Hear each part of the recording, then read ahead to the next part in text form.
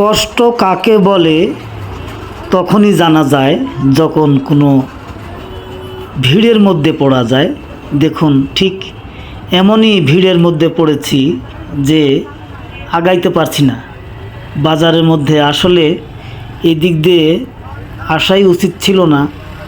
এত জ্যাম, মানুষ কত কি জিনিসপত্র বাজারে নিয়ে যাচ্ছে, ধান চাল আরও কত কি ভ্যানে করে।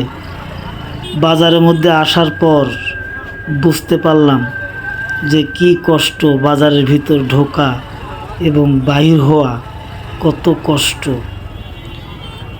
কঠিন ভিড়। সুপ্রিয় দর্শক, আপনারা দেখতে পাচ্ছেন, দেখুন কি ভিড়, এতই ভিড় যে যাওয়াই মুশকিল কোনোভাবেই। মানে মোটর বাইকে যাচ্ছি, হরেনও দিতে পারছি না, যে এই মানুষগুলো হরেন দিয়ে যে আগে যাব সেটাও কোনোভাবে সম্ভব হচ্ছে না।